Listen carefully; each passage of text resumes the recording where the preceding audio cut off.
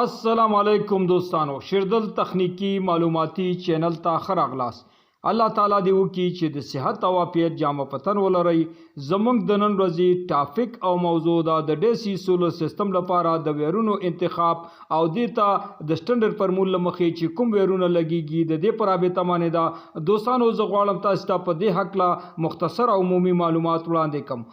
دوستانو که غواړئ ستاسې د سولر پینل ولټ او امپیر ضایع نشي او ستاسې سولر پینل زر ډیمیج نشي او تاسې د خپل سولر پینل څخه 100% استفاده وکړئ او تاسې ته ګټه واخلئ او ستاسې بیټري چې د دوستانو 100% فل چارج شي او ستاسې د بیټرۍ سلاټونه چې دي خانې زر کراس نشي، زر ډیمیج نشي، زر د منځه لاړې نشي او ستاسې هر قسم ډیسی لوډونه چې تاسې ته استفاده کوئ په خپلو کورونو کې د ډیسی سولر سیستم څخه ستاسې د بلپونو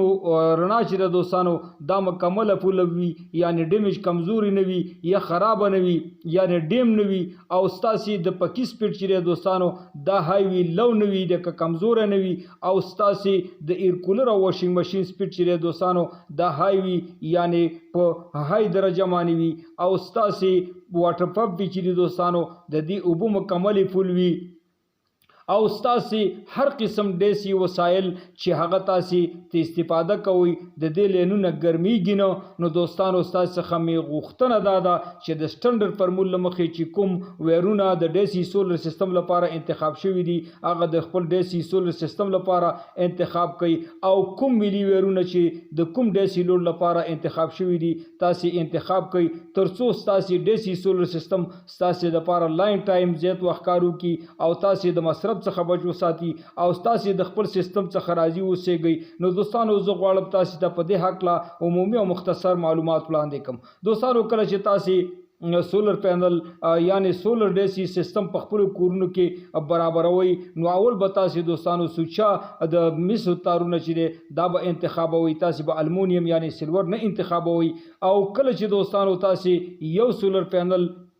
سلواټه یا یو نیم سلواټه نصب کوئ نو دې ته به تاسې 2 ملي ویر سوچه چې دی دوستانو د مسو دا ورته نصب او کنیکشن کوئ او کله چې تاسې 2 سولر پینلې دا په موازي توګه نصب او کنیکشن کوئ دې ته به تاسې 4 ملي ویر چې دی دا نصب او کنیکشن کوئ او کله چې تاسې 4 سولر پینلې په موازي توګه نصب او کنیکشن کوئ یعنی مثبت د مثبت سره او منفي د منفي سره دې ته 6 ملي ویر نصب او کنیکشن کوئ او کله چې دوستانو تاسې د دې څخه ډیس لوډونه لګوي دوستانو کله چې تاسې بلپونه نصب کوئ ورته نو کچرته بلپونه دوستانو د 10 له 15 واټه پورې وي دې ته به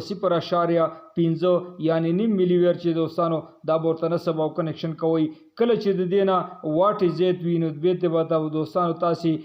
1 ملي ویر چې دی نصب او کنیکشن کوئ. پکو ته به دوستانو تاسې 2 ملي ویر چې دی دا نصب او کنیکشن کوئ او ایر کولر ته به تاسې 3 ملي ویر نصب او کنیکشن کوئ. واشنګ ماشین ته به دوستانو تاسې 4 ملي ویر نصب او کنیکشن کوئ او واټر پمپ ته دوستانو تاسې 5 ملي ویر نصب او کنیکشن کوئ. دا کوم ویرونه چې دوستانو تاسې تمازي کړل دا د سټنډرډ فرمول له مخې یعنی نړیوال سټنډرډ فرمول له مخې دوستانو دې ته د ویرونو د ملي انتخاب دی. دوستانو که چېرته تاسې په دې طریقه باندې خپل ډیسی سولر سیستمونه په کور کې عیار کړو نو ستاسې سیستمونه به د 3 نه تر 5 کالو پورې دا به کار کوي، ستاسې لینونه به ګرمیږي نه، ستاسې هر قسم ډیسی برقي وسایل به دا به سلو نه وي، د دې سپیډ به های وي، ستاسې سولر پینل به خرابېږي نه او ستاسې بیټري چې دوستانو دا به زر ډیمیج کېږي نه. خو په هغه صورت کې به دوستانو دا ستاسې سولر سیستم چې دی دا به ډیمیج کېږي، زر خرابېږي به زر. کله چې تاسې